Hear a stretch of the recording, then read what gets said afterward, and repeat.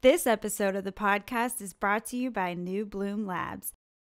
Cannabis producers that are creating innovative products with multiple cannabinoids need the best, most comprehensive potency analysis there is. And New Bloom Labs is leading the industry with potency testing of Delta 8, Delta 9, 2 isomers of Delta 10, and a dozen other major and minor cannabinoids that are shaping the industry. New Bloom Labs also offers the fastest turnaround time in the industry. That's right, they deliver most test results in just 1 business day. So if you find yourself frustrated with your testing lab by waiting long hours or even days for your certificate of analysis, or if you're receiving inconsistent reports or reports that are just too hard to understand in general, you need to stop what you're doing and call the team at New Bloom Labs today at 844-TEST-CBD or visit their website at newbloomlabs.com. Superior science, rapid results, that's New Bloom Labs.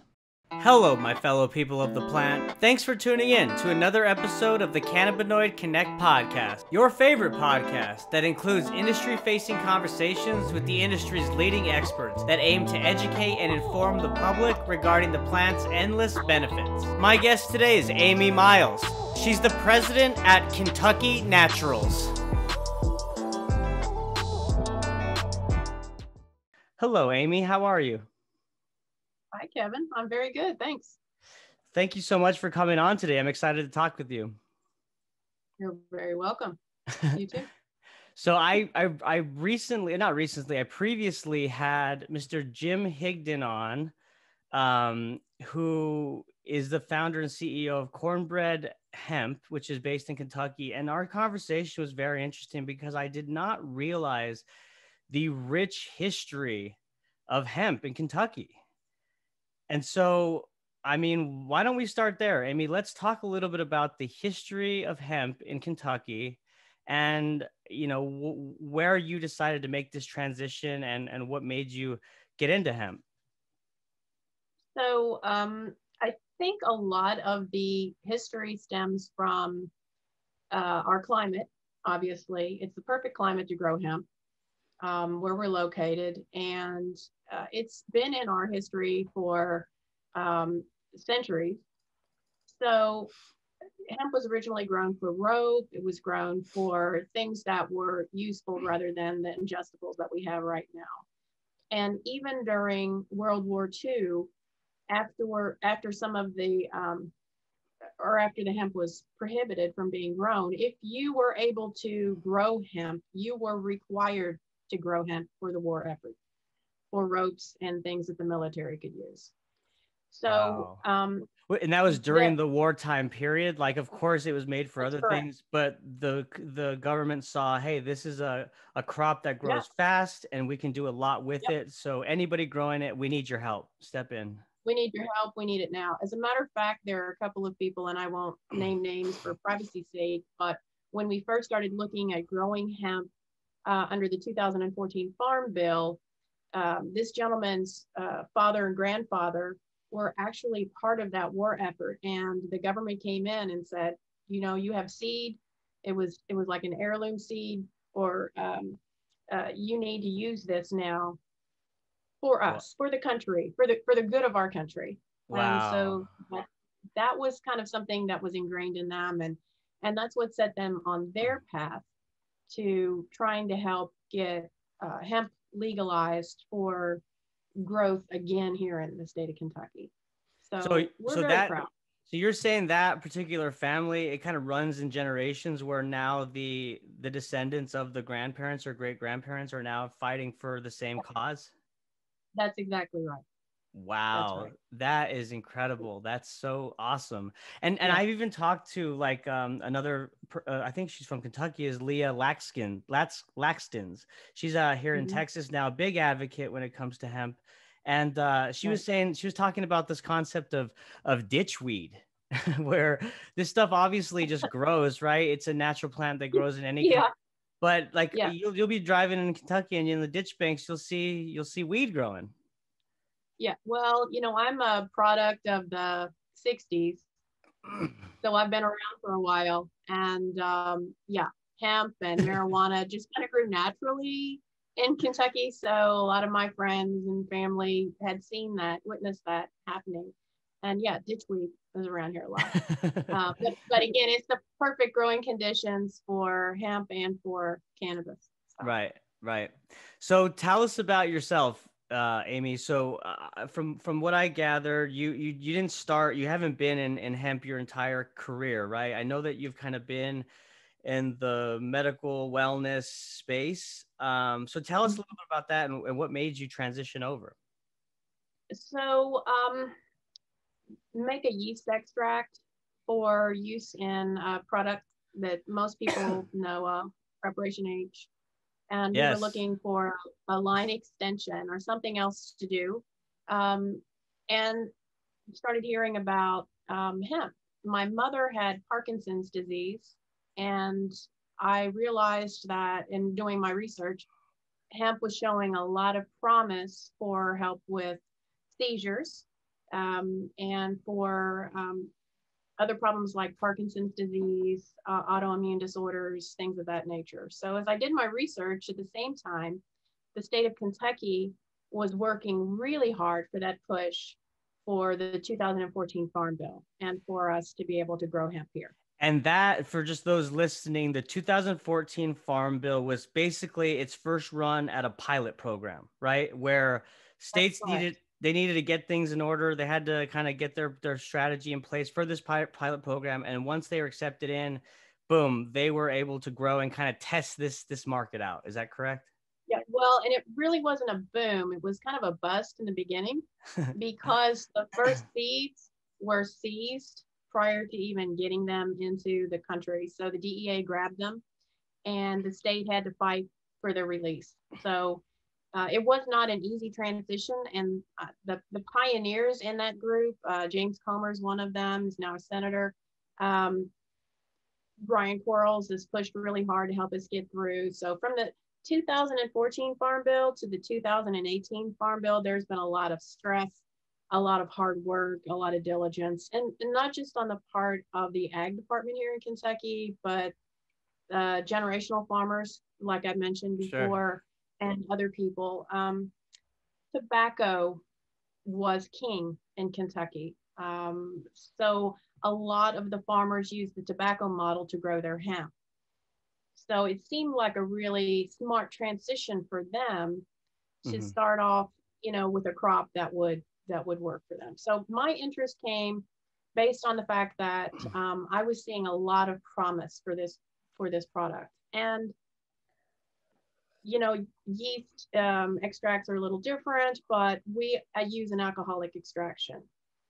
So it seemed like a natural transition for us to go ahead and start using an alcoholic extraction to make cannabidiol, for finished products. That's actually it's a different term that you're using. That's kind of a new extraction method that I've heard of, or, because you hear about ethanol. I guess, is it ethanol? Like ethanol. Okay. Alcohol. Okay. Yeah, I got you. Okay. It's ethanol. Okay. Yeah. So it was an easy transition, but at the time I didn't jump right into it. I went to a lot of different meetings. The state of Kentucky was fantastic because they had a lot of seminars. So they had seminars for farmers, seminars for processors. And I have to say it was kind of like a kumbaya moment for everybody because we were super excited about the promise of this plant. And I don't know if y'all knew firsthand. I mean, given the history, like we just talked about, right? So it's not like another state where, I mean, obviously this crop grew throughout the United States, right? Before we were the United States, but as we formed different states, there were different regulations put in place, and others were more primed to grow than others, right? And so for a state that maybe had no experience and no history, this is kind of like they're looking at it as not a gamble or a risk, but more of like, okay, this looks like there's promise here. Whereas people from Kentucky are like, yeah, of course there's promise, because we know that our ancestors, lived a fulfilled life with it. Yeah. Yeah, they did it. Now, it was a little bit different. So you had, back then, they weren't using it for elixirs as much, although you can find old bottles with the cannabis labels. So they knew back years ago, centuries ago, that it had a lot of promise for medicinal value. Sure. But when I was looking at it for Parkinson's disease, they were just starting to come out with information. But what I did find at the time was that our own government has a patent through the Right. National Institute of Health. You probably know about I this. think it's a synthetic CBD, but it's I think it starts with an M, like I'm gonna butcher Marinol or I don't know. Well, but you're thinking of GW Pharma. I mean, our own government. Right. Our own government has Right. a patent. Yeah, Marinol is owned by GW Pharma. Okay, so I'm getting the name wrong, but I am aware that the government has a patent, which is hilarious because of the So yeah, hypocrisy, it's right? for Yeah, antioxidants and neuroprotectants. So the sure. neuroprotectants was the part that really showed promise for Parkinson's disease and for people with epileptic disorders. And that is what GW Pharma was looking at. And that's how they got their Marinol, which is the synthetic THC. They Got also you. got epidiolex, and That's that's right. the plant extraction form. Right. So those are approved patented items, and that's being used for epilepsy at this point. So you stumbled upon that research, and given your mother's condition with Parkinson's disease, you thought, okay, and you had already been seeing the traction and momentum happening in the state of Kentucky after the farm bill, right? So you're thinking, okay, Right. this makes a lot of sense. It makes a lot of sense. We were cautioned every time we went to a meeting, this is new. This is the gamble. We have the farm bill behind us, but it's all R&D. And we all had to fill out our information for the state ag department. We had to tell them what kind of research we'd be doing. Most of the farmers were told it would be better if they could hook up with a processor. And then over time, it got a little bit easier. So by 2018, you had a huge amount of farmers really interested in farming for the coming year. And you had a number of processors coming online. Mm-hmm. So things had a lot of promise, but only the people that were partnered with larger groups were able to make it. And so at that point, I was seeking out someone to work with, someone was like-minded, some people who were actually looking for the same opportunities. And I wanted, because of my mom, because of people that I know whose children are autistic, people that I had spoken to who had other maladies that I knew CBD works to help, wanted to find someone or a group of people that were interested in having products that actually worked. Right. Products that brought something to bear to the market that weren't just a fly by night, weren't in the market just to quick in, quick out, make a fast buck. Mm-hmm. And I met the people that I work with now at KoreLife, and we developed a line of products under the World's Strongest Man name. And so it's been a very strange journey for the hemp industry, because in 2019, the industry kind of turned on its head. And I'm sure you've talked to people who have expressed that also. Just a huge number of people were allowed to apply for farming licenses. And at the time, the price that they were receiving for their hemp crops was very high. It was very lucrative. So it was that risk reward that they said, yeah, I can get into this. I can, even if I don't make top dollar, I can still make good money. And so a lot of the processors were on board as well. And as some of your other guests have talked about, made promises that they couldn't keep. Mm-hmm. And a lot of that wasn't necessarily through any fault of their own. It was kind of like the perfect storm. Mm-hmm. So you have a huge buildup in the market for people with CBD products that were not quality products, and products that weren't tested properly, right, and weren't produced properly. And so I think the consumer also got a real bad taste in their mouth, so to speak. And they decided, to be a little bit more cautious about it. Yeah, or they detracted completely, right? And it's kind of a struggle to to get them back and explain that there is efficacy. You know, you touched on so many points that has just been an ongoing conversation on this podcast. I mean, as you mentioned, like, you know, when you were first entering, you knew the efficacy. You said you wanted to partner with the ones that were doing it right, and making high quality products, because you mentioned that those people were able to make it, and there's others that weren't. And really, what I think stands out is the partnership aspect that you mentioned, the partnership between the processor, right? Because it's a new industry and there's a lot of bottlenecks, right? There's a lot of farmers that are saying, you know what, I can switch to hemp. I can grow this. My ancestors have done it, very familiar in the state of Kentucky. They did that, but you know, some of them didn't think about the next stage, the processing stage, or even the contract to sell the crop, right? So it just kind of muddied the waters there. But then also there's other variables, like the fact that there's regulation, but there's no enforcement of regulation. So for example, like testing labs, right? Like there are some testing labs that are really kind of by the book, and there's others that are kind of giving different potency levels away to keep, you know, a customer retained, you know, and keep them coming, because there's a lack of enforcement. So there's so many different variables, and then not to mention the FDA consumer oversight of CBD products overall. That's a whole different subject, but I can see how it's gotten muddied. So has it gotten better? Has the Kentucky market kind of settled and matured and straightened out, or is it still evolving and working itself out? It's still evolving. I think that it reached fevered pitch the end of 2019 to the beginning of 2020. We don't see as many farmers growing, although you can see the number of acres that are approved, but that doesn't mean that the farmer is going to grow that many acres. Right. So the cost to get your license, which we grow on a farm in Sparta, it's down the road from the processing plant. You can go ahead and you can get your license for as many acres as you're able to grow on. Doesn't mean you have to grow on that many acres. We still report to the ag department through the research program, because they haven't finalized the information with the USDA. We're moving toward that. We were the first state to actually apply with the USDA.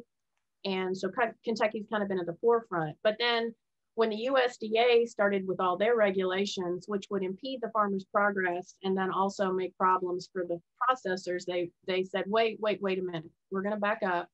We're going to take a pause. We're going to continue on the same path we've been on as these things get worked out. So Kentucky's been very smart. Our leaders have been very smart on how they've helped us move forward. But to your point, I think with the testing labs, with the problems with the industry, with the farming, it all goes back to the FDA. Mm-hmm. And having one foot in the pharmaceutical side, it's kind of like biting the hand that feeds, right? So one of the ingredients that I'm involved with is sold to one of the people that makes the COVID vaccine, to give you an idea of the size. And they pretty much get what they want. Right. Okay. So yeah, the FDA was quick to approve the vaccine, which of course was needed, right? Because we needed to get people healthy. But it just shows it just shows the focus of like what they can do when it's prioritized, you know? Well, and this week, and I try to stay up on the legislation as much as I can. And the FDA is really, the people I work with, I think know this also, that the FDA and that part of the hemp industry is what I really focus on. So we focus on GMP, we focus on, you know, our standard operating procedures and following the, you know, the letter of regulatory processes. But I like to have an eye on what's going on the other side with the pharmaceutical side. I fully believe that this could have already been done. The FDA could have stepped in and said, hey, you know, we have the authority to make an exception to the hemp industry and say that although we haven't shown a specific time when it entered the market as an ingredient or nutritional supplement or dietary supplement, we're going to make that exception and we're going to allow it. They could do that. I totally Why agree. are they doing that? And that's what I was going to ask you. That's like the $1 million question. What's your view? Why do you think they're dragging their feet? The pharmaceutical industry. So if you think about what happened in the past, right? So while we're not allowed to grow hemp in the United States, you have another company that's working on their patented process overseas. Oh, they're already ready to go. They've got the products on the shelf. They're ready to go. Yeah. They come in. They're able to come in. They're able to get their world order patent just like that. And as soon as it's legal, then there go. So what you're saying is it's inevitable, but the FDA is dragging their feet due to protected interests of the pharmaceutical industry. That's just me. That's my take on it. No, I agree. I'm just laying it out because I want to make sure, because like that's the thing, right? This is where I get confused, because I agree with you, but I wonder, like, okay, they know it's inevitable. We just said, the pharmaceutical companies have all these products already at R&D and ready to go. It's like, I just don't understand why. Maybe it's just so complex, and there's so like that they're letting it naturally unfold instead of forcing it to like disrupt certain interests like we just talked about. I don't know. So I think that if you go back to the fact that the government has a patent through the NIH, okay, so you see that the government has already in some shape or form seen that there's a positive side to the hemp. They really need to go through and say, is there a negative side? They want more testing. They want more testing. They want more information. That's being submitted, and we are going through part of that. And I think a lot of companies are submitting, but in order to do that, you have to have a lot of money as well, right? And so I think it's causing a huge gap in those that are able to move forward and those that aren't. And the ones that are able are the pharmaceutical industries. Right. Or the large MSOs that the pharmaceutical companies are going to buy up. You know what I mean? Like, correct. Yeah. I mean, because the pharmaceutical companies probably aren't. I mean, I'm sure that there are some, but I'm sure that there are some that are not like cultivating and have an indoor grow. Like they're sourcing that material, and then from there, they're really going in the lab and figuring out formulations, right? Yeah. Right. I think that there's probably some focus, and there may be a few people, in a side department that are actually looking at products and opportunities because they've already presented themselves. Right. Yeah.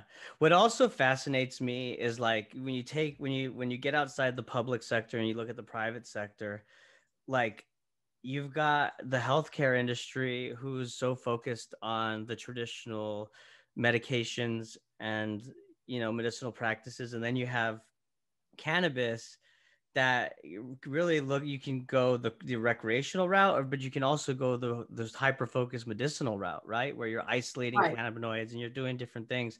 And so to me, the private sector, you talk about a gap, like the gap between the private sector is incredible because healthcare is not even talking to these people that are formulating these products on the other end, so I feel like that's going to be an interesting catch up as well.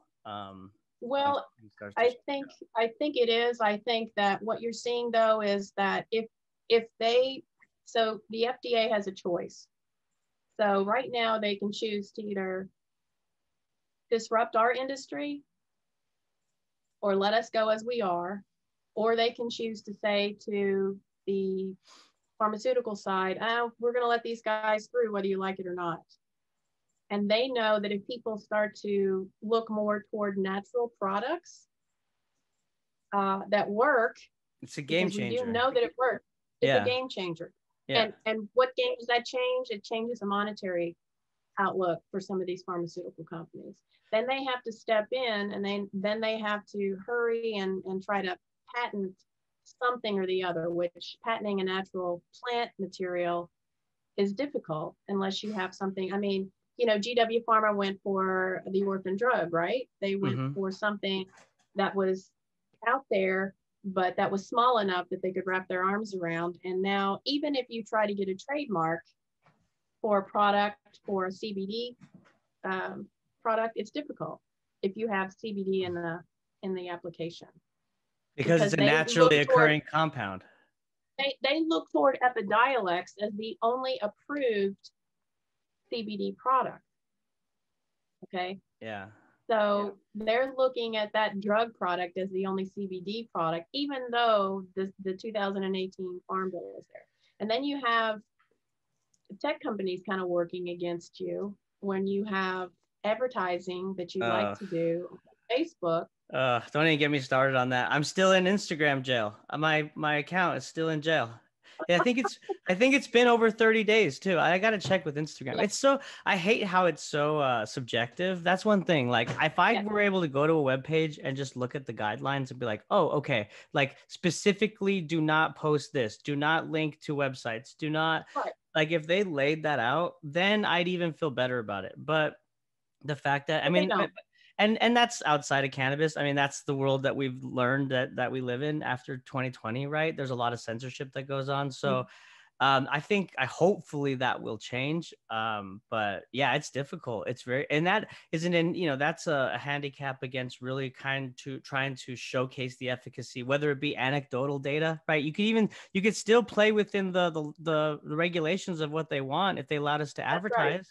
You know, you can't tell Grandma Mary that she's feeling amazing with her CBD rub, you know, if she's saying she is. I mean, so yeah. Testimonials, things like that, you know, you can get in a lot of trouble with that. Yeah. Right. So there were a lot of forces working against the hemp industry, but we as KoreLife and World's Strongest Man, we're trying to forge ahead, trying to stay positive, keep pushing forward with the products, because we kind of focused on going more mainstream, although the line itself, as you can kind of tell by the name, as it implies, is more towards a sports focus, because we kind of wanted to find a niche and amongst all of the thousands of good and not so good CBD products that are out there. Right. So that's kind of where we are. And where we've tried to stay.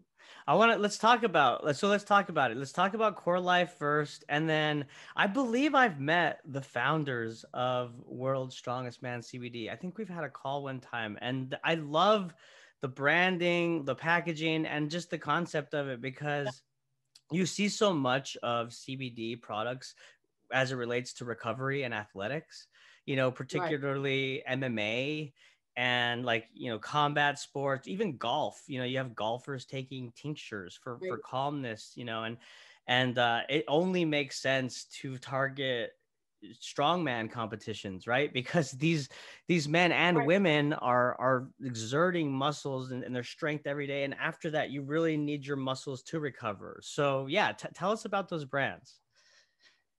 So well, I have some of the products behind me too, but I'll hold the brochure up. So what we tried to do was focus on topicals as well as the tinctures. So to pause real quick. So for those listening, she has a brochure up and she's just showing the various products. But Amy, KoreLife is the family brand, and World's Strongest Man falls under KoreLife. Is that right? So KoreLife is the distributor of the World's Strongest Man brand. Got you. Okay. So we are vertically integrated as far as the farm to the processing to the finished product. So we like to be able to tell our customers that we know exactly where the product started at and where it's gone, what it's gone through, and where it's going to, right? Right. So I think that's really important. For sure. So the products are for topical use, for muscles, for specific pain. We also have soaps, an activated charcoal soap, which is fantastic, for facial cleansing as well as for body care. And then we have the topicals. We have somebody behind you sneaking through. It's my wife. There you go. My coworker in the office. Your coworker. Yes. So we have a Dmae Lotion, and Dmae is found in a lot of supplements, but it's also good for your skin as far as healing and soothing. So this is really important too when you have, you know, the exercise. And it's not just the strongman, it's also people who like to work out, the fitness, and become more conscious about that in 2020. That's become a real big deal. Right. And then we also have the muscle sap, which is a really great product because it has essential oils in it as well as the CBD. And let me show you that. It's in a twist up. Oh, So, very nice. So is it like, for those yeah, listening, it's like is it like a stick that rolls on? it's like a stick that rolls on. So you can target something specific like your shoulders or your knees. Okay. Use the lotion. Um, as far as pain, we have a cooling gel also, which is really good for aches and pains. And I know Martine, who does a lot of our, is our spokesperson for World's Strongest Man. He likes to use this. He was the World's Strongest Man champion. Martine, he has the funniest commercial right now on Geico. I really do think that's a funny commercial. He's like, take you down to the recycling center. And he's crushing those boxes. That is so funny. So he's the main spokesperson for this. Oh, for World's Strongest Man. Love it. And so we also have the tinctures. So we have 1,800 and 3,000 milligram tinctures. So we like to give our customers product that we know is going to be beneficial. And I think for people who work out, people who are really active, they need that higher milligram strength. Right. So we have mint, dragon fruit, and tangerine flavors. Right. Especially like when it comes to strongman competitions, you're a big human being, right? Like you're lifting, you're eating a lot. So it only makes sense for the milligrams and the potency to be a bit higher. That's right. Yeah. So that's our first foray. We have new products coming out down the road. So KoreLife, though, we try to, again, follow what will be the FDA guidelines whenever they come about. And we hope that's soon because we think that's going to weed out a lot of the bad actors. Yep. And COVID did that to some extent, but we feel like once those regulations come, that's going to help. We're working now on our certificate from the Hemp Authority. We already have our good manufacturing practices in place. And so it's just part of the process, but the guidance would be very helpful. Yeah. And I think, for everybody. No, I totally agree. I went off on a little thought when you were saying that about how COVID weeded some out. That's so true. I wonder, with more states becoming adult use, if we'll see waves of like new entrants. And I know that adult use states are THC and we're talking about hemp, but you could have a situation where someone wants to start in THC and then they see how like competitive and just kind of, challenging, I guess it may be, where they may switch and say, well, maybe I'll try hemp first, or something like that. Right. So my point is that in any kind of situation, there may be these ongoing waves of new entrants. And that's not to say that everybody has bad intentions of those people in those waves, but we will see, I think, a period of shakeout and then a wave, shakeout, wave, I think you're right. I think Delta 8 has been part of the wave. It has. We did get a letter from our state telling us that in no uncertain terms, Delta 8 is illegal. That's what Kentucky's one of 11 states, I think, that's banned Delta 8. Is that right? I believe that's correct. And there will be more, perhaps. I think, of course, that's going to be what do you think about Delta 8? What's your thoughts on Delta 8? Because I know y'all's focus is therapeutics, right? Because you can really, when we talk about hemp and THC, you can formulate these products in a way that are designed for recreation or medicinal, therapeutic, right? So tell me what your thoughts are on Delta 8. So going back to when I first started getting into the hemp industry and learning about it, hemp and marijuana diverged, right? And I feel like that's one reason why our senators and some of our representatives got behind it, because it could be differentiated. All right. And we could look at it for the fiber that we can produce, for fire starters that we produce, for the topical, and it provides some, and you got to be careful when you say therapeutic benefits, right? So the benefits that it provides, I thought therapeutic was a safe word. Is therapeutic not safe? Well, I don't know. I haven't gone back and looked at those last 15 letters that the FDA sent out. I guess is it back? It depends. You know, it changes, right? What do you? Yeah, I know, right? You never know. Like, You don't know. You don't know, and you have to be really careful because sometimes if you pair a word with a photo, then the implication changes. sure, the context. Yeah, yeah, So I think that the most important thing here on the Delta 8 side is that a lot of people, a lot of friends are taking advantage of the situation as best they can while they can. But I mean, I told some of my associates that I think THC by any other name or a rose by any other name is still a rose, right? So I think that the writers of the Farm Bill never in their wildest dreams no, thought this would thought happen. that processors Right. would get into it and start to extrapolate all of these various cannabinoids and actually come out with you know, Delta 8, Delta 10. Right. Delta 9 was going to be the one. That's so funny. Yeah, I totally agree that that's human ingenuity at its finest right there, right? It's Yeah. like, Yeah. and to me, I don't regularly consume Delta 8 products. I tend to try to stay away from them. Not to say that I discriminate. I just prefer Delta 9, like the actual THC. Right.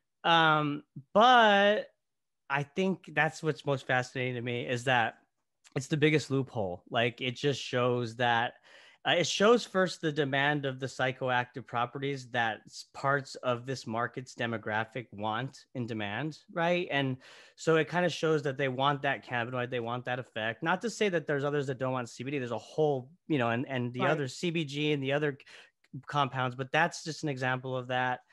And the human ingenuity aspect. It's like, wow. So a lot of people that have come to us and wanted to have those therapeutic benefits don't want to get high. Right, exactly. Or they exactly. they don't want to be tested and have that show up on a metabolite panel. Sure. Right? And that's what's so amazing about the plant is that you mentioned the material goods aspect of that, which we're not even kind of in that discussion yet as a market, as an industry. That's super, super infant, right? But you've got CBD products, you've got CBN products, you've got full spectrum, broad spectrum, you've got THC dominant. This plant touches so many different demographics, age groups, you know, races. I mean, everything. It's pretty remarkable. You know, it is. And I've had people walk in and talk to me that have been smoking marijuana for cancer, you know, pain alleviation, that kind of thing, and wanted to try it because they didn't want to have the Delta 9 as part of their lives, part of their healing process. And that is a great switch. Yeah, it's a great switch. So I think where we are with that is I think that as far as the state of Kentucky and the powers that be, I think that it's their intention to keep hemp and marijuana as separate things. You don't think they'll ever go adult use? No, I didn't say that. I said I think that they'll try to keep them as separate things. I see. So they'll definitely categorize and really put regulation around. And one thing that I would think that they'd have to really focus on is the zoning laws when it comes to hemp cultivations and marijuana cultivations, right? Well, and you don't want to cultivate them together. I'm not the main grower, but if you have hemp with your marijuana, it's going to mess up your marijuana. That's my point. So with zoning laws, like that's what I would imagine one thing that they'd really have to focus on as they separate marijuana from hemp in the state of Kentucky. Right. Yeah. Right. So, and I think it's going to happen. I can't tell you when. Yeah. I mean, but there will be regulation and there will be, you know, I think that a couple of your guests, you've talked about the 1% or above. I think that for the hemp industry, they're going to keep a cap on it for that very reason. They'll have to keep a cap on the hemp so that they can continue to differentiate it from medical or recreational marijuana. Sure. And they will always have to do that, but I hope that they make the farmer's job easy because 1% THC is very, very little in terms of even extracting or doing anything to, you know, and so I think there's a way you could cap the THC, but 0.3 is a beast to deal with. In like, imagine, a state of Texas where it's super hot, the plant naturally, increases its THC potency with the sun. So like that to me doesn't seem like you're helping anybody if you know what I mean? Because you're inhibiting the industry, you're making it harder for the farmer. So I think there's a way we could find a middle ground there. So perhaps if they had some kind of a contingency, if it was over that percent, that you had to go through a particular chain of custody and have it remediated. Right. Immediately by a source, and they had to know about it. So, if it had to go to point A, point B, point C, you had to do some of the weights and measures, and then the farmer still gets to receive a portion of their money back for the majority of the crop. Sure. And then they can help a processor out at the same time. Then there's no loss. Right. But it's regulated, but regulated to the extent that everybody wins. Yep. And nobody loses. Yeah. So, No, I agree. Are gonna I agree. Yeah. And that's one thing where I think that like states like Texas could really learn from states like Kentucky, who have been in the game for a while, and think through those different aspects of regulation. I'm not saying that Texas is not thinking about that, but that's such a nuanced example. And you're so right about how that could play out, that we don't have the experience and the trials and tribulations to kind of learn from those things and apply them. I think part of the reason that it hasn't happened faster, or the regulation, is because they need to talk with more farmers, and they need to talk with more processors. They need to talk with the people whose, boots are on the ground. Right. And who are doing it. And knowing that when you process, you concentrate that plant. And then when you produce your finished product is when you bring it back to, the less than 0.3% THC. Right. So, there have to be more conversations, have to be not just the governing bodies, but the people that are actually working with it, who, have a full understanding of the process. Absolutely. So, Yeah. I think that's really good that out. That would be the ultimate collaboration. Yeah. I mean, those are, like you said, they're boots on the ground. They're the ones that are dealing with these challenges every day. So why not work together to make it better? Yeah. Right. Yeah. So Amy, what do you foresee in the future when it comes to Kentucky hemp and, all the opportunities and possibilities with this amazing plant that we've talked about in the last 40 minutes? Pull out your crystal ball. My crystal ball. I do think things are starting to level out.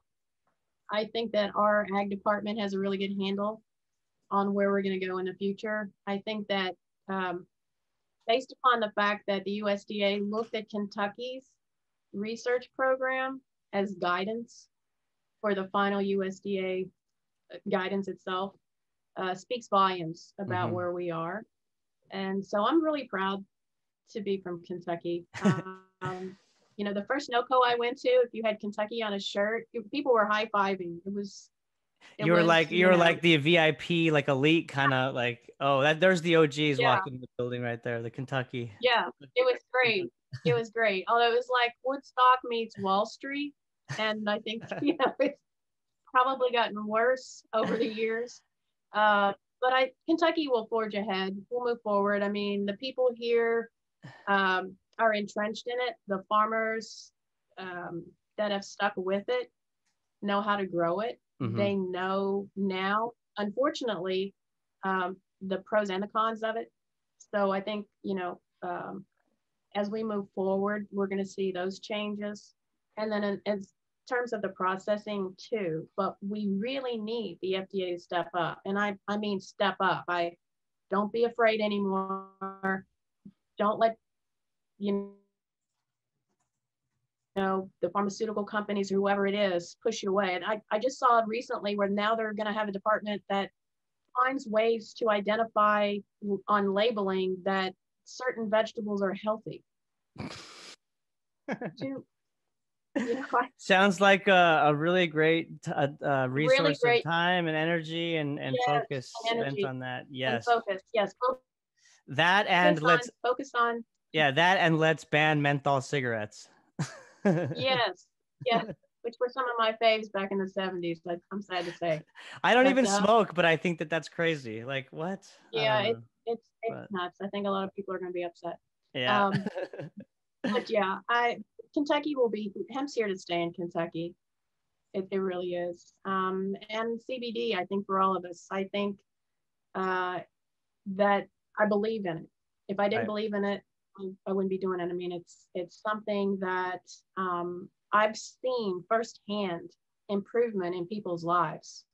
For sure. It's pretty amazing. I believe in it, and I believe in every cannabinoid found in the plant. We're barely scratching the surface of it, and that's what's most Yeah. exciting. You know, CBD is Yes. amazing. THC has its efficacy and its value. CBN, Yes. I mean, we're just learning, and that's what I'm excited. Amy, as the industry continues to evolve, especially in Kentucky, and when you guys keep, blazing the charge there, let's have you back on and let's talk about how things have evolved and changed and just catch up, if you want. I've really Yeah. enjoyed That talking sounds with you great. today. Yeah. Yeah. Hey, listen, if anybody wants to go to the World's Strongest Man website, Yes. Oh World's yeah. No, Strongest Man. that was my last thing. I was going to say, Yeah. tell us where you can find Yeah. your website and social media. It's WSMCBD.com, worldstrongestmancbd.com. And if they put in podcast, get 20% off. Boom. There you go. See, you're going to get a discount being on the show. Love it. Yay. That's right. That's right. I'll make sure to put that Okay. in the description box for YouTube so that people can find it. Okay. Very good. All right. Very good. Well, It's thank good you. to talk to you. Yes. Good to talk to you. And thank you all for listening. Bye. Thank you. Bye-bye.